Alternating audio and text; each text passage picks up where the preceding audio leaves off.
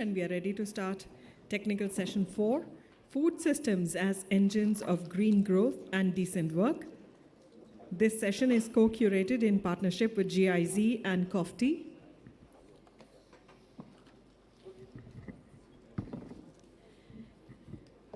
And as perhaps you are aware, we do have parallel sessions. So in case anybody is interested, they would like to go ahead and join the fireside chat, which is Advancing Local Systems, Strengthening Economic Inclusion Programs. This is taking place in the hall Inspire. Please remain seated. This is not a break. We are straight away going ahead with the next session.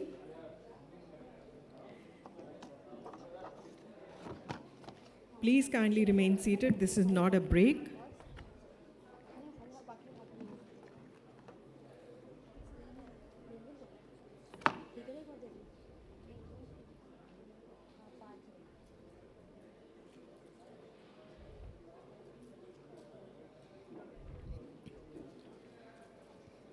With that, I welcome the moderator, Ms. Nivedita Varshney, Regional Advisor, Advocacy and Collaborations, World Hunger Hilfe, WHH, on the stage.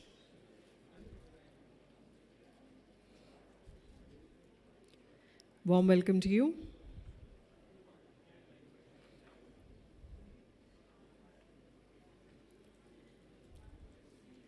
May I also invite on stage the panelists for this session. I warmly welcome Mr. Raman Vadva, Director, DAY NRLM, Ministry of Rural Development, Government of India.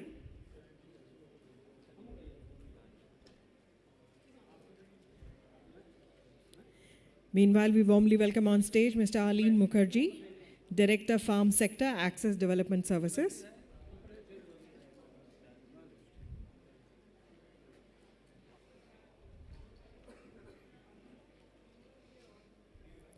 A warm welcome to Ms. Ruchi Jain, co-founder and CEO, Taru Naturals.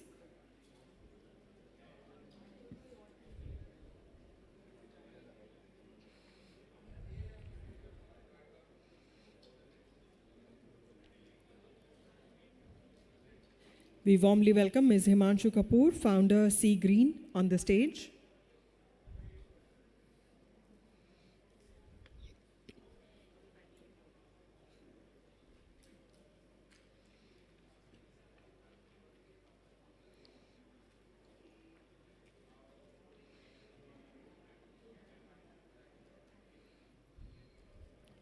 So very warm welcome to all of you. We are ready to start the discussion while we are waiting for Mr. Vadva, who will be joining us shortly. So I now hand it over to Ms. Nivedita Varshney to set the tone of the session and take it forward. Thank you very much. I warmly welcome all of you. It's my pleasure to welcome you all to this session on food systems as engines of decent work and growth. A very warm welcome to all of you. We are still waiting for one panelist, but meanwhile we will start. So this conversation is very relevant in the times of today, because while we are all talking about food systems, we need to know that food systems employ more than 45% of our labor force. But unfortunately, this labor force is more considered as informal, unorganized. They don't have access to a level playing field or to credit, to finance, or to other facilities, which disconnects them from the mainstream green economy. So this is what our discussion today is going to be about. We have with us here a very learned group of panelists who are addressing these kind of important questions. What are the challenges? How do we tackle the different issues related to green jobs? How can food systems also connect with health, awareness? There is, India is in times of a transition. We have a demographic transition. We have a technology transition. We are talking about AI. There is the climate reality, which we all are facing. So how do we address these challenges? Does the food system have scope to give decent employment to our rural, to the rural workforce? So these are the questions that we are going to be tackling today. There's one more panelist whom I would like to invite. Twarku Devi, please come. So, and Mr. Raman Wadhwa is here. All right.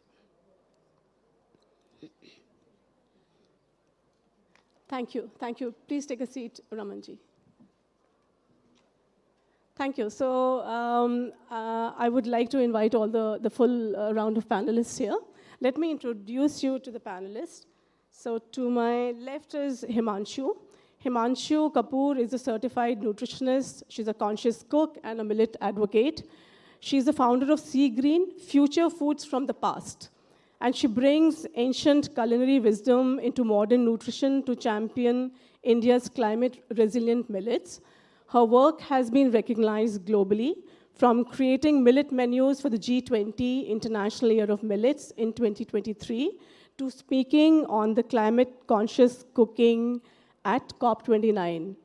She leads the Nourishing Future program at Prakriti School, and she works with the Society for Elimination of Rural Poverty in Andhra Pradesh, where she trains rural women to become micro-entrepreneurs and set up millet cafes. Her work continues to build powerful connections between heritage foods, public health, and women's economic empowerment. Then we have Ruchi Jain, who is the CEO and founder of Taru Naturals, an organic fair trade food brand working across the full value chain from farm to market, supporting indigenous regenerative agriculture in partnership with smallholders and tribal farmers across India. Her work has been recognized with awards, including the Niti Aayog's 15 Women Transforming India and Conde Nast Traveler's Homegrown Brand Award. Then we have Oline, who is a seasoned agriculture and agribusiness leader with over 30 years of experience spanning India, West and East Africa. He combines strategic vision, P&L accountability, and deep technical expertise to design, launch, and scale market-based solutions across the farm-to-market value chain. In his current role as Director Farm Sector at Axis Development Services, he provides strategic leadership across a diverse portfolio of farm sector projects, guiding growth initiatives and supporting business development. Earlier, as Executive VP and COO of the NCDEX Institute of Commodity Research, he led major innovations, including the development of India's first electronic negotiable warehouse receipt system. Over the years, Oline has been working closely with organizations such as the World Bank, WWF India, and Samunati Finance. We have Mr. Raman Wadhwa, who serves as Director overseeing administration at the National Rural Livelihoods Mission. He has pioneered sub-sector interventions, modernized planning frameworks, and led insightful field visits to ensure NRLM initiatives align with ground realities. His leadership has catalyzed impactful projects across sectors, focusing on monitoring, evaluation, and knowledge management for data-driven results. इसके बाद मैं introduce करना चाहूँगी श्रीमती द्वारकू देवी जी को. Twarku Devi is a champion farmer from the Mandi district of Himachal Pradesh. She heads the Ganga Gram Sangathan, Mahunag in Himachal Pradesh. She is a seed saver, and she works on improving livelihoods in natural farming and value-added projects. She represented the Himalayan farmers at the UN Voluntary National Review in 2025. She will share with us her experience from the ground. So with this, I would like to start maybe immediately with Himanshu on my left. Himanshu, you have been working with the SERP since some time. What do you think are the skilling needs of the women entrepreneurs working with SERP? What are the challenges they face? What are the successes that you have seen? And what you see is the potential for green jobs within SERP or similar initiatives across India? Thank you so much, Nivedita. That's a very important question to be answered since I work at the ground level, absolutely ground level in the field with the women. So, working with SERP has been a very satisfying work for me, I must say that. So, when you say challenges, when you go and meet these women at the ground, you speak to them, they want to do something, but they look at bigger brands which become aspirational brands for them. They look at those packaging, they look at those MRPs. So they are, whatever they are making, they want their own product to be as, the MRPs to be same as what they see the bigger brands are. And they want their products to be placed in bigger markets, bigger departmental stores. So that was where the first challenge I felt was to explain it to them that their micro level businesses, or they are the micro entrepreneurs, they need to have very localized work. So first thing, they wanted to bring all fancy words like sunflower seeds and things like those from the urban areas, bring it to the villages, create a product, and then sell it in the urban areas. So first level we did was to make them understand that to reduce their input costs, they need to get all the ingredients in and around their area, create a product which is sold in and around their area. They don't need to find bigger markets in the beginning. So another thing was, there were a lot of loan defaulters. Because they would take loan, they won't be able to give back, and then they wanted more loans. So again, we had to sit with the women, make them understand how to take loans, how to go about gradually increasing the figures of the loan. But then the problem came that the people who were giving loans didn't want to give them loans. I'm talking about practical situations, what I actually saw. So we had to create absolutely low-cost, small businesses for them. We had to find touristy spots, coffee spots, highways, where they could set up micro-entrepreneurs, like small cafeterias, tiffin centers, where no money was required, and yet they could sell their produce. And then they would go in for the bigger loans. That was the second challenge I felt the women were feeling that they need, but they just felt, हमें चाहिए, हमें और चाहिए, आप दे दीजिए, organize कराइए. But they had to understand, they can't just keep taking.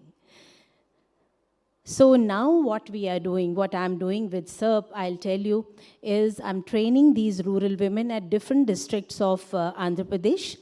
Rayalaseema, Kadapa, Nellore, Prakasam, all these districts I've covered. We are doing a 360-degree training where we train them to become micro-entrepreneurs, to set up the home kitchens, the tiffin centers, the cafeterias.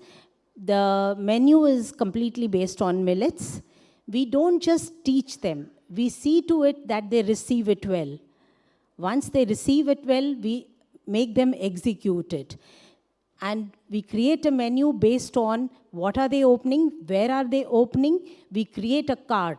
We customize the cart for them, where they open their little cafeteria or the tiffin center, and we create the menu and we make them profitable. Once they are profitable, then only we leave them. So it's not about only training or giving them, it's also a lot about receiving and execution.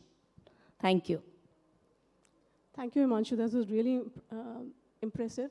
Can you just hand it over to Ruchi? Ruchi, you're working on organic value chains. Can you please share about your work on strengthening value chains? And do you think that these value chains have the potential to give employment to rural women, especially to rural women? And what do you think are the ecosystem enablers that make these livelihoods viable? So that's a very moot question, that when you talk about an ecosystem, it's end-to-end, right? You can't be only focusing on markets and not look at the back end of it, which means where does it come from, right from the seed. So many times what you say organic, it's hybrid seed. And it would also be hybrid, it would be any other kind of seed, which is not going to work out when it comes to the word organic. So we make sure that, first of all, it's an indigenous seed, because that really helps us reduce the cost. Otherwise, you have to go and buy the seeds. Then the second part of it is the growing part of it. So we have a 3-day training program in which we train the farmers in natural farming. And then in that, when we have the village meeting, suppose we have a training program for, say, 30 people, we would probably choose only 2 micro entrepreneurs from that training program. And then taking it forward. So then after that, we really spend time in customized mentoring service to those micro entrepreneurs. So currently we work, Taru Naturals works in 17 states. We source produce from different states. We have around 500 micro entrepreneurs who are like community leaders. And in the start, I've gone through many models while working with Taru Naturals. We did buying and selling of fresh produce. We did so many value-added products. And we even ran a farmer's market in Mumbai. And it went through, one model worked and then it didn't work. So then we realized that when you actually mentor a farmer from scratch, end to end, which means a lot of things, first of all, growing, in which we don't have to do the training many times. We can collaborate. Partnerships are very important. Then after that is the processing part of it. So the idea of quality which we have in the city and the idea of quality which a farmer has is very different. The second thing is the food system and the ecosystem which is there at the village level, and what the ecosystem of the market which requires in, say, Mumbai, Delhi, Bangalore is very different. The ecosystem is based on consumer choices, right? But your ecosystem, your food system in the village is giving you X product, which is based on what nature can give you. So mapping that based on, say, 20 years of data, which is there from before, even 30 years, and asking the village elders, what did you grow 30 years ago? Then also looking at the climate resilience part of it, that, okay, if you have to continue growing this, what can you do out of it? Like we used to buy khapli wheat from a village, but the village can't support the khapli wheat because there's no water there. So then, but they keep growing jawar, right? So can we do value-added products from that and then still sell it in the product, in the market? So the value chain intervention is mapping that food system requirement, what nature can give you, to the market intelligence. Then creating a supply chain, which is very, like if I'm buying black rice from Assam, it goes from the village to Guwahati in a warehouse and it comes to Mumbai. So that's a very tricky supply chain where a breakdown can happen. So that supply chain is not easy, by the way, because it's coming from a very far-flung area, right? Then in Mumbai, how do you have a quality center with machines to make sure that the product going out to, say, a chef or a final market is at the right quality, because it can't be with stones, sticks, etc. So the value chain of every product is very different, especially for forgotten grains. There's not too much research because a lot of conventional research is done in the KVKs and agriculture universities, unfortunately or fortunately. No training is there also in capacity building. So for us, it's really been creating capacity building and value chains from scratch for so many products, and we've done it pan-India.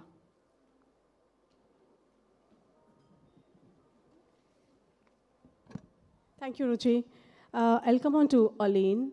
Aline, what support ecosystems such as incubators, finance, credit, risk guarantee, or skilling do you think are currently missing to help the green entrepreneurs these days? What do you think needs urgent strengthening? Thank you, Nivedita, and really it's a pleasure to be, an honor to be here.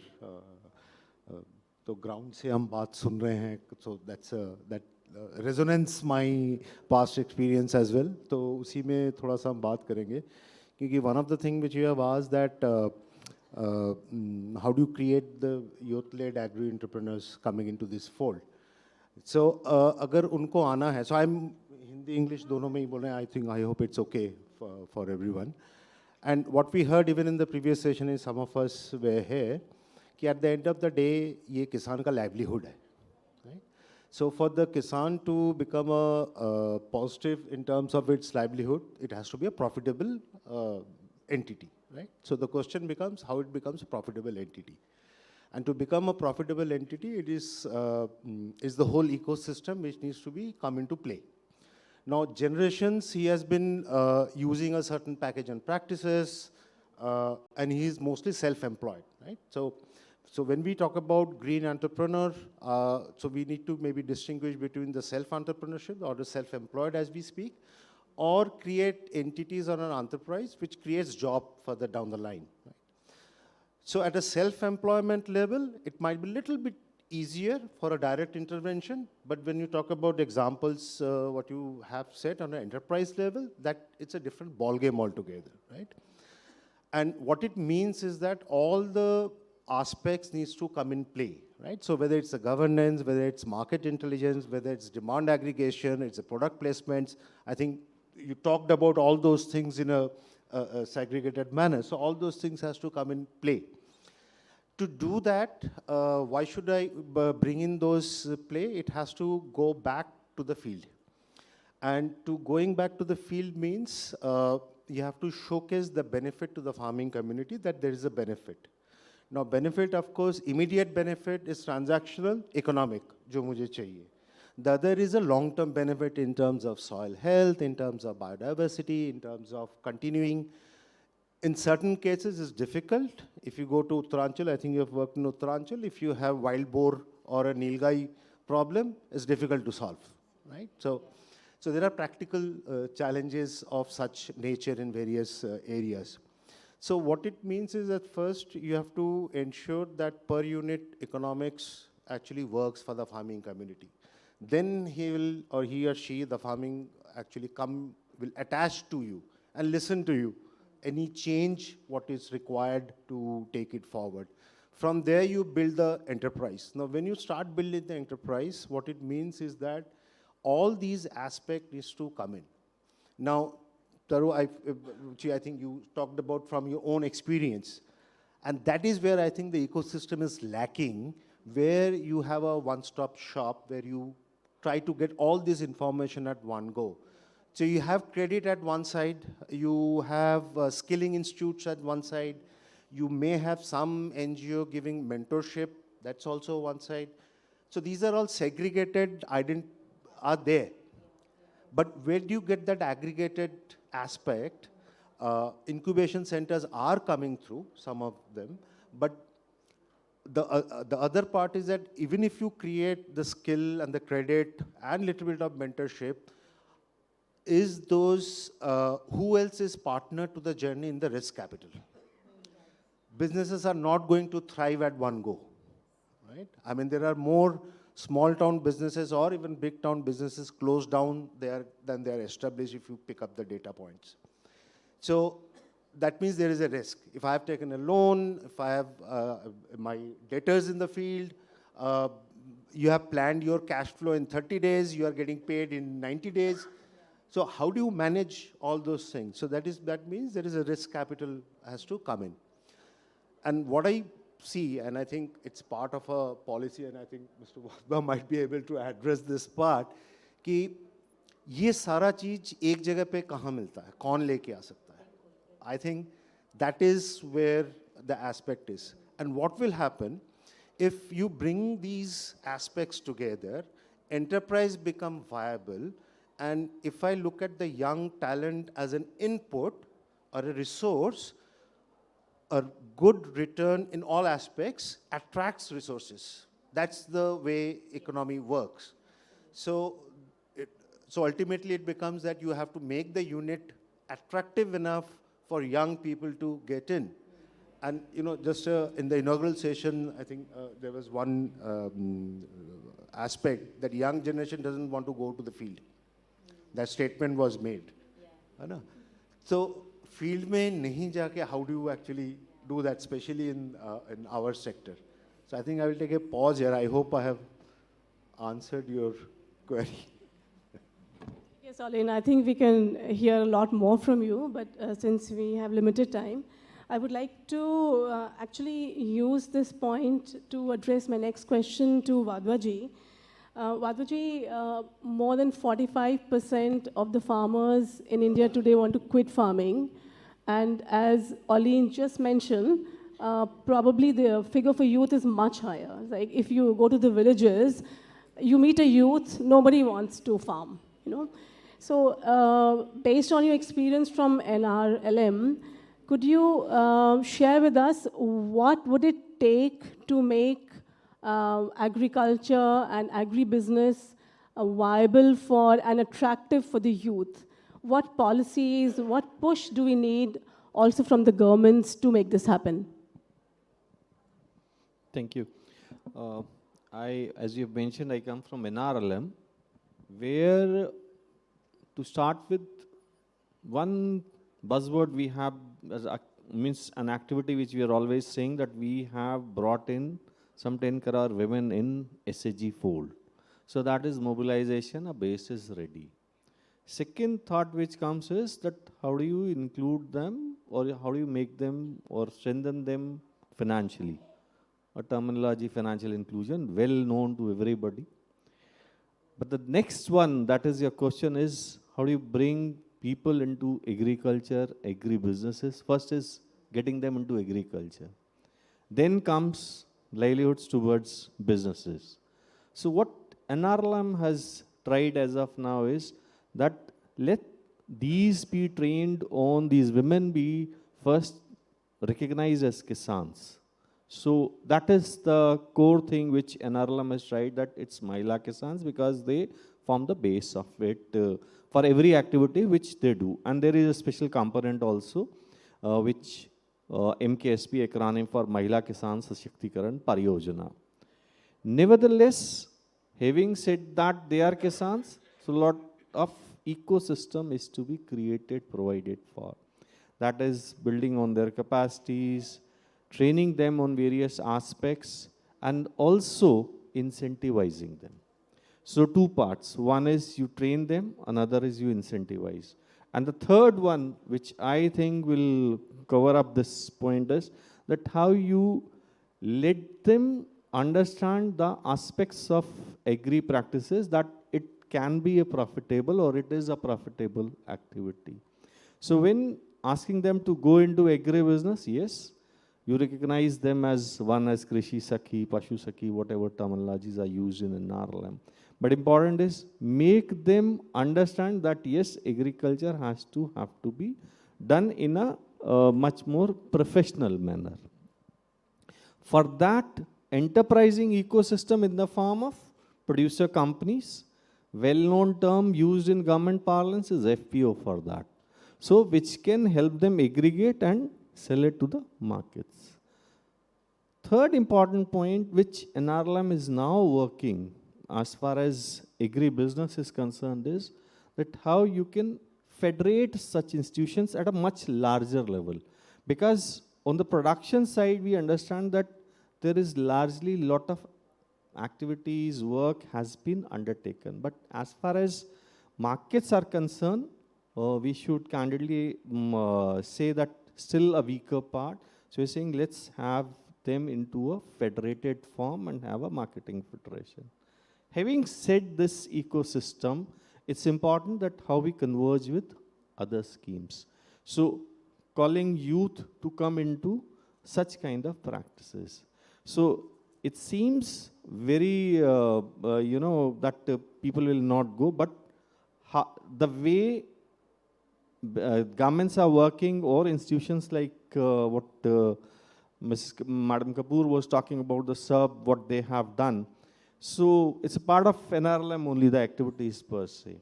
So what is happening is that we have to ask them that this is how products can be sold and business can be done. And then training them, again telling them what kind of incomes and what kind of processes you can have from that. I missed the point of convergence where there are schemes like of ICAR attracting and retaining youth in agriculture, RA kind of activities. We talk about them, but I'm sure while training my Krishi Sakhis, we miss that. We'll always talk to them, okay, you have to put in such kind of fertilizers, you go and work on millets, you work on these activities what are related to the core किसानी कार्य. But we never talk to them कि इससे धंधा भी हो सकता है. ये चीज़ हम वहाँ बताते नहीं हैं, and that is the problem. So I was trying to say that the way NRLM is mobilized, the time is here that we also mobilize them, or rather ask them, or we should train them कि अब इसमें आपको धंधे की बात करनी है. Second important point is when we are talking about, say, agribusinesses. Today, fortunately, I can quote an example. One of two guys from BITS Pilani, BTech guys, and they joined organizations like yours, not to name, and they said that we are working on carbon sequestrations, and they want to do some work with NRLM anyway. But important is the youth who is from the top institution is joining a development sector. It means there is some say or some benefit out of it. And we have seen multitude of examples talking about this IITian has earned or left this his main work and is now in the development sector. That should not go as an example. Rather, these should be the kind of, success stories which can be shared and which should be brought into the notices. It's not that हमने इतना millets का काम किया, 200 रुपए का सामान 600 को बेच दिया, उससे अकेला यूथ अट्रैक्ट होकर नहीं आएगा. कहीं ना कहीं उसे बताना भी पड़ेगा कि इसके पढ़ाई के भी फायदे हैं. I recall somewhere in 2002-03, for the first time I visit the Bundelkhand region, Jalon. It's in UP, bordering Madhya Pradesh. It's one of the districts in which each house almost has a agri graduate or BSc agriculture, MSc agriculture. It is one of the most, a good, what do you call, the education point of view. पर हमने कभी उसका प्रचार ही नहीं किया, ना समझा. Similar is related to, we compare between the MBBS and the veterinarians. So how do we do that? So these are the things, means you have a system of coaching, bringing in the best practices and recognizing what best you have. Thank you Raman जी.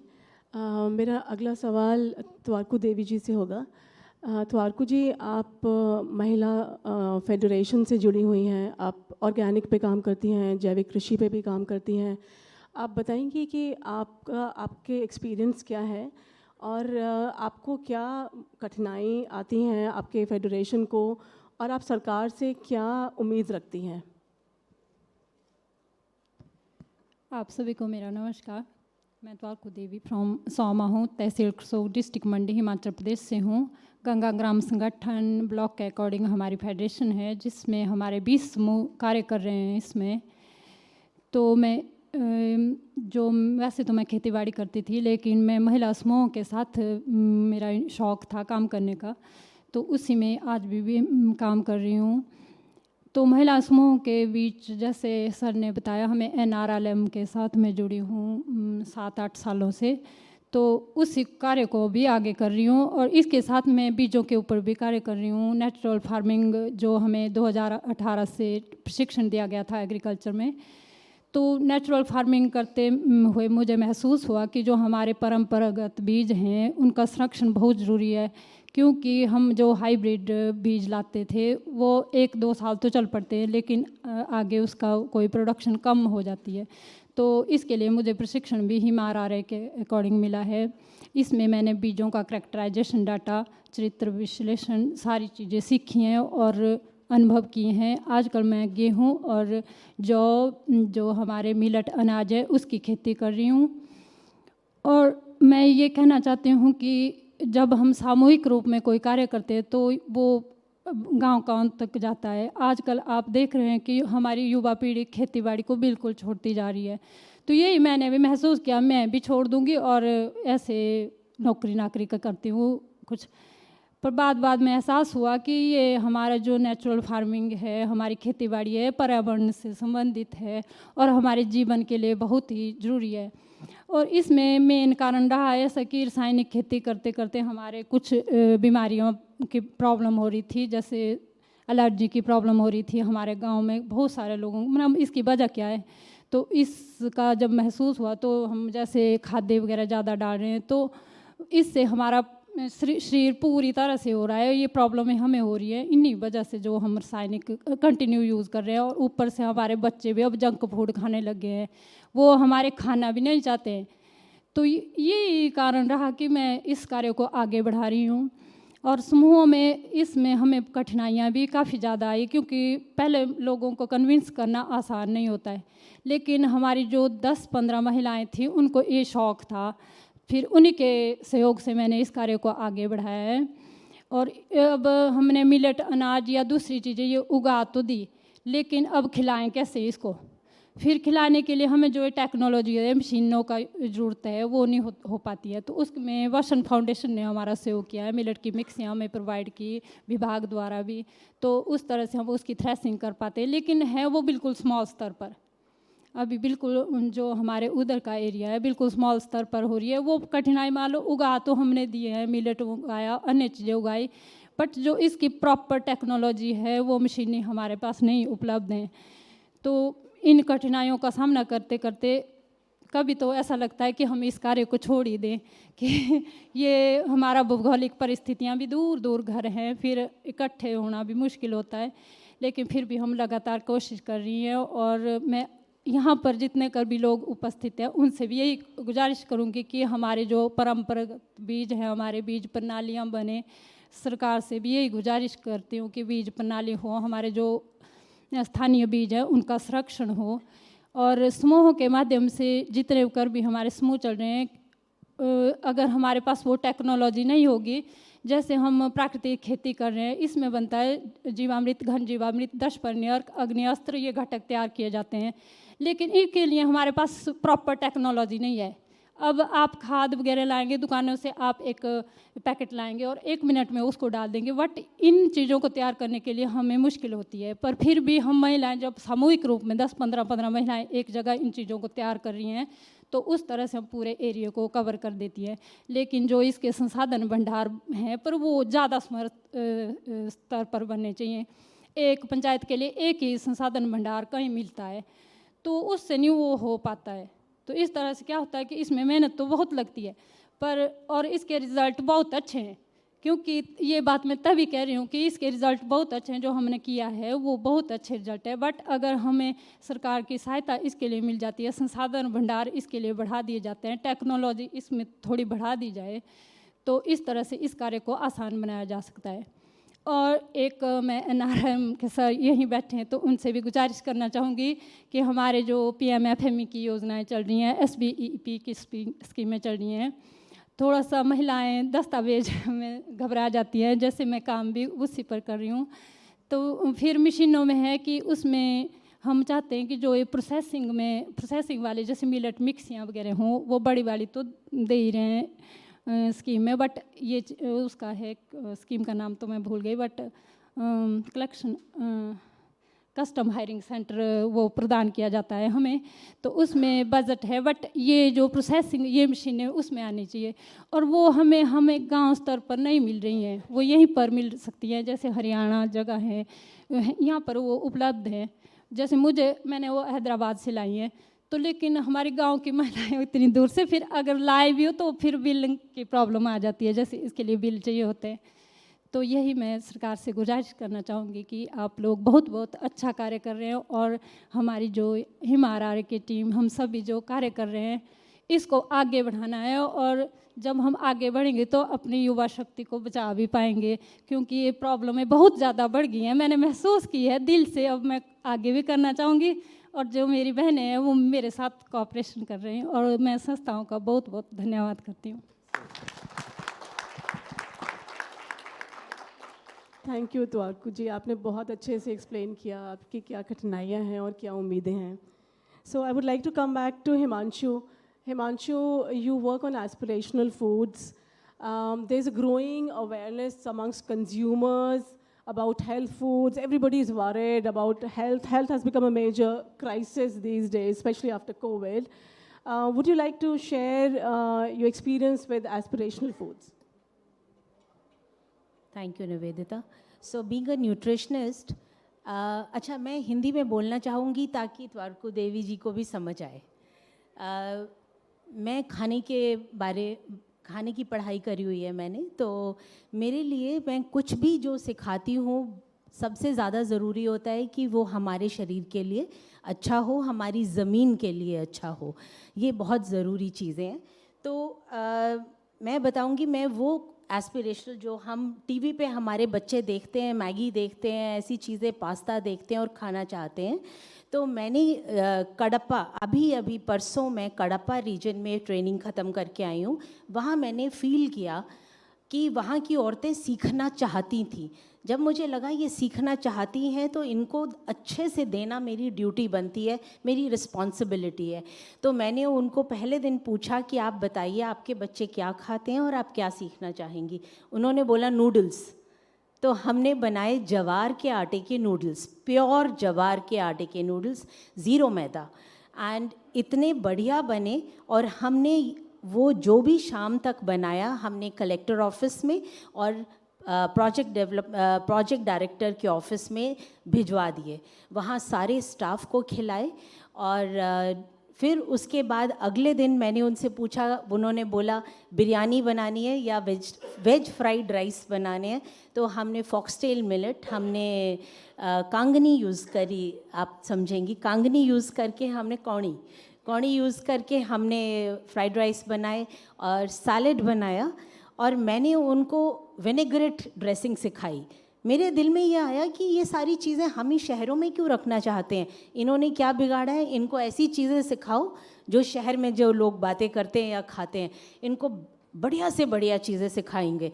तो मैंने उनको salad के लिए dressing सिखाई. जब हमने veg fried कोरलू मतलब foxtail millet बनाई, मैंने उनसे पूछा, जब नूडल्स बनाए तो उनसे पूछा इसमें एंड में हम क्या डालते हैं. उन्होंने कहा सोया सॉस और विनेगर. मैंने बॉटल दिखाई लेकिन बोला हम नहीं डालेंगे क्योंकि ये हमारे शरीर के लिए अच्छा नहीं है, हम सोया सॉस खुद बनाएंगे. तो मैंने उसी वक्त उनके सामने उनको बना के दिखाई और डाल दिया. जो चीज़ें हमारे पास थी, कुछ बाहर से नहीं आया, गुड़ था, अदरक थी, नींबू था, जो था हमारे पास उसी से बनाया और लोकल इंग्रेडिएंट से बनाया. उसके अगले दिन मैंने उनको रागी के केक्स, कपकेक्स, कुकीज़, ये सारी चीज़ें सिखाई. और उसके बाद मुझे लगा कि इतनी खुश थी. अब नेक्स्ट लेवल में वो मुझे बुला रहे हैं कि अब हमें कैफ़े सेटअप कराइए. और वहाँ के सीएम ने इतनी अच्छी स्मार्ट किचन बनाई है बच्चों के मिड डे मील्स के लिए. वो चाहते हैं कि हम रूरल उन मिड डे मील्स के बच्चों में भी हैप्पी मील भेजें, जिसमें हम नूडल्स भेजेंगे जवार के और कपकेक्स भेजेंगे, जिसमें कॉस्ट भी नहीं बढ़ेगी और अवेलेबल इंग्रेडिएंट्स यूज़ करेंगे.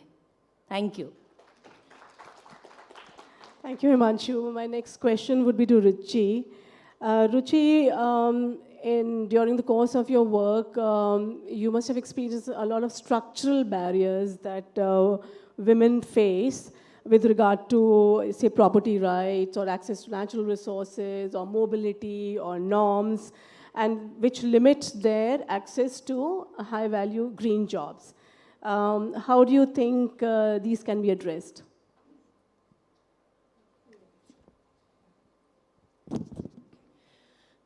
मैं भी हिंदी में बोलूँगी. तो एक तो समस्या हर स्तर पे है. आप देखोगे कि एक तो किसान औरत उसके ऊपर बहुत सारी जिम्मेदारियाँ हैं. तो पहले हम जिम्मेदारी बोलते हैं कि परिवार के लिए, ठीक है. So there is responsibility at the field level. फिर उसकी जिम्मेदारी है पैसे कमाने की, पर उसका जो मर्द है, उसका जो आदमी है, वो भी पैसा कमा रहा है, पर उसको भी एक्सपेक्टेशन है कि वो भी पैसा कमाए. तो अगर आप देखोगे कि एक औरत है, उसके जो आसपास उसके पूरे जैसे हम लोग जो औरतें हैं सिटी में, शहर में, हमारी तो अलग अलग जिम्मेदारी होती हैं, पर अगर आप देखोगे एक गांव में जो जिम्मेदारी होती है औरत की, वो बहुत अलग स्तर पे होती है. और पहले हमें वो समझने की कोशिश करने की ज़रूरत है, वो भी पॉलिसी लेवल पे. तो फिर उसके बाद में आप पॉलिसी बनाओ, तो ये स्ट्रक्चरल लेवल पे मैं बता रही हूँ कि एक तो बहुत इश्यूज आते हैं मुझे एक्सेस में। मैं एक महिला एंटरप्रेन्योर हूँ, मेरे पास एक्सेस नहीं है। मेरे पास, अगर मैं महिला किसानों के साथ काम करना चाहती हूँ तो मुझे टेक्नोलॉजी उधर पहुँचाने में, गाँव पे पहुँचाने में इतनी समस्या आती है। मैं पहाड़ में झंगोरा ऐसी चीज़ें खरीदना चाहती हूँ पर उसमें पत्थर होते हैं, मैं कैसे खरीदूँ? फिर क्या होता है कि वो शेफ़ बैठा है शहर में, उसको खरीदना है एक साइज़ ऑफ झंगोरा, उसको साउथ इंडियन वाला ही बार्नयार्ड मिलेट चाहिए। क्यों? क्योंकि उसको जो एजुकेशन दी गई है वो विलायती एजुकेशन है, उसको फ्रेंच एजुकेशन दी गई है और उसको पता नहीं है कि रागी, किनोआ और बार्नयार्ड मिलेट में अंतर क्या है। तो मैं आपको बोल रही हूँ कि हर स्ट्रक्चरल लेवल पे ये डिसकनेक्शन जो है हमारे जैसी महिला औरतों के लिए बहुत समस्या कर चुका है। तो एक तो लेवल है सिस्टमिक लेवल पे। अब मैं आपको बताती हूँ कि अगर मुझे सपोजिंगली ग्रीन जॉब्स क्रिएट करने हैं और स्ट्रक्चरली इसको देखना है तो फर्स्ट लेवल पे ट्रेनिंग का मैं देखूँ तो अगर कैपेसिटी बिल्डिंग में, first of all natural farming में गवर्नमेंट ऑफ इंडिया ने बहुत अच्छा काम किया है। इंडिजिनस सीड पे भी सिस्टम्स बनाए हैं, तो which is very very good. पर सेकेंडली फूड प्रोसेसिंग में बहुत सारी टेक्नोलॉजीज़, KVKs, IITs और बहुत सारे कबर्ड्स में पड़ी बहुत, दे आर ऑल देयर। एक हनी बी नेटवर्क है जो इतना इनफॉर्मल नेटवर्क है जो हमें एक्सेस ही नहीं है। अच्छा, अवार्ड होते हैं इनोवेशंस के लिए पर वो आते ही नहीं है। तो वो छोटी छोटी जो टेक्नोलॉजीज़ हैं, अच्छा टेक्नोलॉजी बोर्ड भी है पर हम जैसे छोटे किसानों के लिए तो वो अवेलेबल ही नहीं है। तो एक तो वो स्ट्रक्चरल इशू है जो देवी भी बता रही थी। तो वो जैसे धान फाउंडेशन ने मिलेट वाली मशीन दी है पर हमें वो एक्सेस करनी पड़ती है। सो एक तो वो टेक्नोलॉजी के स्ट्रक्चरल इशू है। सेकेंडली है कि वो अंडरस्टैंडिंग में कि ठीक है मुझे ये प्रोडक्ट चाहिए, तो प्राइसिंग स्ट्रक्चर में तो नेचुरल फार्मिंग मतलब वो ऑलरेडी प्रीमियम वो प्राइस चाहते हैं। पर क्या है कि अगर हम लोग बल्क में ख़रीद रहे हैं तो हम वो प्रीमियम नहीं दे पाते हैं, बिकॉज जो क्वालिटी देते हैं वो एक्चुअली APMC मार्केट या जो नॉर्मल अपने प्रोसेसर्स की जो क्वालिटी है that is way higher, right? And the quality we are getting from the ground is very good nutritionally, but if you look at visually, right, that quality is not the right quality for the market, and that training is not given to them in many times in government programs itself. Thirdly, the training which is given to the women farmers, जो training दी जाती है वो same होती है।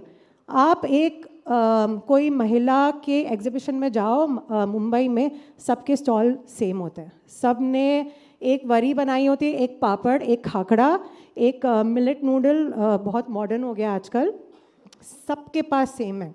Innovation तो market intelligence मतलब वो वाले एस्पेक्ट, मतलब एक या तो एडवाइजरी बोर्ड नहीं है, तो मेरे ख्याल से वो एडवाइजरी बोर्ड जो इंडस्ट्री से है उसके जो आइडियाज़ और इनोवेशन, वो कैपेसिटी बिल्डिंग में शायद प्रोग्राम्स नहीं बने हैं, तो फिर महिलाओं को ऑब्वियसली वो ट्रेनिंग नहीं दी गई है। सो दैट इज़ वाई एकदम सेम होते हैं सारे। सो एक्चुअली इनकी फॉल्ट भी नहीं है, बिकॉज जो कैपेसिटी बिल्डिंग प्रोग्राम्स है बहुत अच्छे हैं बट डिसकनेक्ट है, मतलब they are not talking to each other. So हमें क्या है कि we have a very big responsibility as women entrepreneurs, because हम लोग एक पहाड़ क्रिएट कर रहे हैं, हम लोग ब्रिज कर रहे हैं फार्मर्स का गैप, फिर एग्रीगेटर्स का गैप, एंड फूड टेक्नोलॉजी का गैप, एंड जो बायर्स का गैप। एंड हमारे लिए इंक्यूबेटर्स भी नहीं है। जो इंक्यूबेटर्स इस कंट्री में फाइनेंसिंग के लिए सिर्फ टेक्नोलॉजी के लिए, वो भी IITs, बिट्स पिलानी लोगों के लिए और ऐसे लोगों के लिए, लाइवलीहुड्स के लिए इंक्यूबेटर्स नहीं है इस कंट्री में। तो टेक्नोलॉजी के लिए बहुत सपोर्ट है, पर people like me who are actually creating ecosystems, we do not have enough support. Yes, we been given a lot of awards, but we would love to have more support. So sorry, I've spoken very passionately about this. Thank you, Ruchi. I don't want to stop you, actually. We can carry on. But yes, we have to get to the next speaker, Olin. So we are talking a lot about technology and digitalization these days. How can we use technology to actually bridge gaps rather than creating digital divides? How can technology actually be enabling rather than widening the divide. So in short, can you give us your answer, please? In short, so technology creating digital divide, right? So how we can shorten, that's the basic question. So technology is always an enabler, right? And we sometime, most of the time, lot of, in conferences and other places, we see technology as the sole savior of all the problems, which is not the case. Technology has to be used. And if we talk about purely on a digital side of it, digital art tools, the usage of that has to be very wise in the field level, such that it doesn't create कि कोई barrier ना हो कि see very example I think पिछले session में भी बात हो रही थी, आज की तारीख में extension में YouTube, Instagram बहुत ज़्यादा चलता है, WhatsApp बहुत ज़्यादा चलता है. ये टूल सरकारी तरफ से या दूसरा हम भी इस्तेमाल करते हैं हमारे प्रोग्राम्स में, व्हाट्सएप ग्रुप बना के प्राइसेस भेजना, right? So you have to see that how those tools can be use for conveying the right message. So that's important. Ultimately, tools would be used for carrying the right information and the message. The second is that just digital tech is not going to solve unless until it's coupled very well with the physical side of it, and especially in the space we are in. Without the physical presence, though, for example, people do watch YouTube maybe to learn cooking or maybe learn new package and practices, but वो package and practices इस्तेमाल करने के बाद क्या हुआ, that YouTube doesn't tell you. So that has to come from the physical part of it, right? Really it benefited or did not benefit, right? So there are many such examples. But definitely tools has a humongous role to play to bring in the transparency, to bring in, to create new jobs. But for example, you're talking about market intelligence. So digital tools, when we started, there was no digital tool. You have to gather market intelligence by going to the market. Currently today, you can use those tools for market intelligence part. And a lot of these are free of cost available in the space. And so there are certain various aspects in this, and that certainly formalizes to a large extent and the chain. And once it starts getting formalized, it creates new jobs, right? क्योंकि किसान को aggregate करना है, हाँ, तो WhatsApp में तुरंत discuss हो जाता है कि आप इस region में काम करिए, आप इस गांव में जाइए. That becomes much easy. आपको payment follow up करना है. That becomes easy in a transparent way. So tools are definitely to be used, no doubt about it. But it has to stay upon the physical structure as of now. We are still not in that era, I guess. So that's my point. Thanks. Salim. Ramanji, one quick last question to you briefly. What do you recommend, if you had to give one solution for sustainability of green enterprises, what would you recommend? Reverse engineering. What she told she has given a better solution. She has mentioned that there is a component called Custom Hiring Center, which NRLM actually visualized that let us converge and give it to at the BO level, village level, and they can rent the instruments, agri instruments. And she has mentioned that why can't this be for processing things? So whatever technology is there, it has to be integrated as per the need and requirement of the community itself. Instead, I visualizing sitting in Delhi in some good hotel or a place, that is one part. Means that is more important. Another important point as far as green enterprises are concerned, I think we have to work through a long-term vision in it. Means to mention very, I should say that we have a plan or we have visualized that by 2070 we'll be having net zero kind of a thing. That is what the Honorable PM also mentioned somewhere in Glasgow around 4 years ago.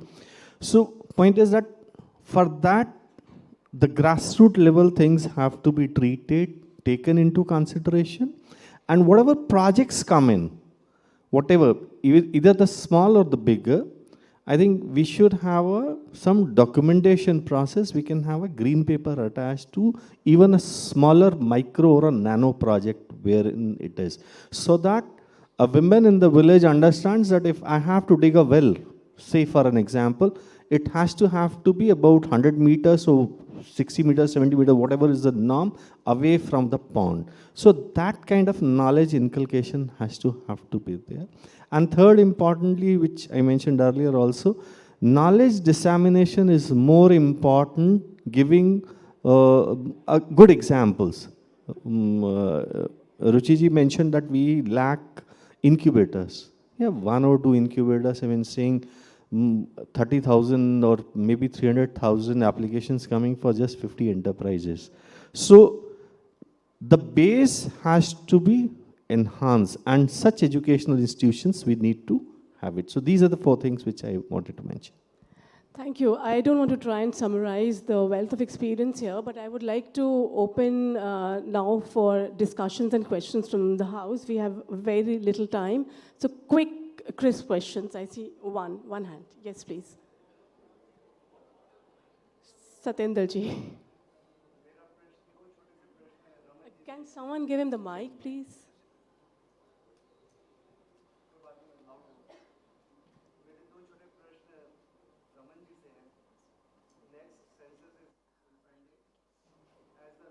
Generally not in the name of women. तो जब next census होगा तो महिला किसान को कैसे identify किया जाएगा, जो कि आपका एक फोकस एरिया है फॉर महिला किसान सशक्तिकरण परियोजना। दूसरा, शायद अब 2 या 3 साल बीत गए हैं जहां पशु सखी को ए हेल्प प्रोग्राम से या किसान सखी को पैरा एक्सटेंशन वर्कर के लिए कन्वर्ट करने के एफर्ट्स चालू हुए। सो इन 2-3 सालों में जब ये एफर्ट्स हो गए हैं, तो क्या उसको जो एंटरप्रेन्योर उसकी एबिलिटी बढ़ानी थी या उसका यूसेज बढ़ाना था, उस पर कोई इम्पैक्ट स्टडी हुई है?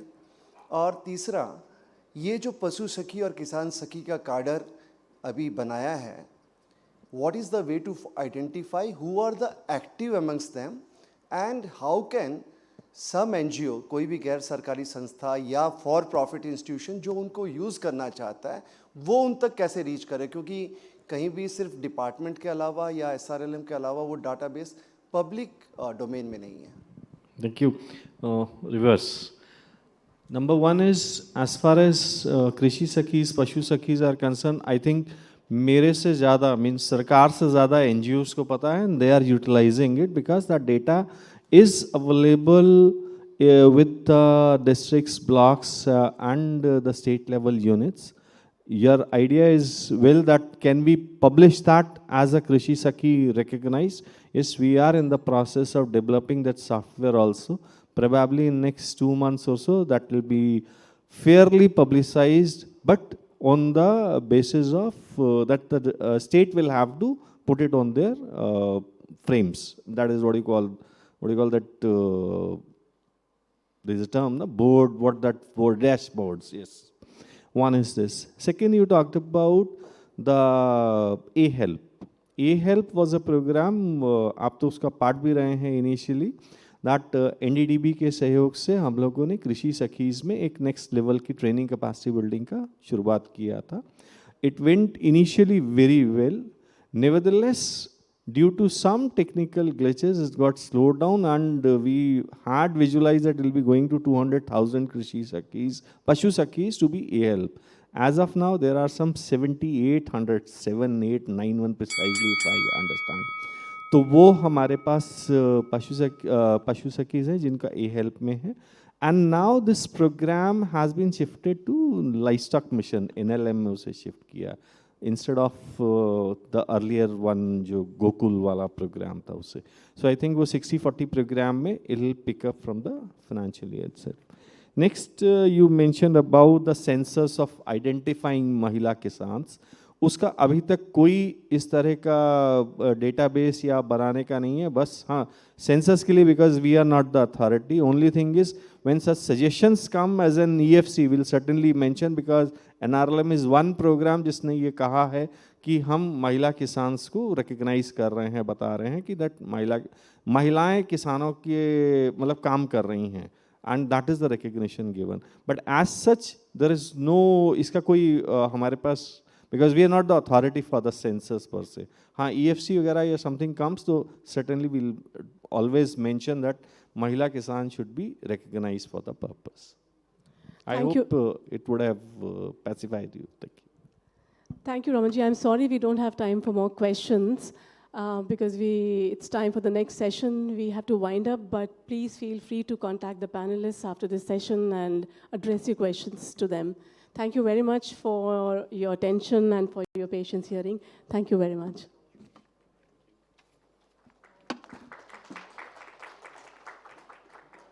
The moderator and the panelists for this valuable discussion covering the role of women entrepreneurs and SHG-led food and nutrition enterprises in driving transformative changes in agri-food systems and creating sustainable livelihoods. We all enjoyed the discussion. We now have a networking break and will reconvene at 4 p.m. for the plenary session.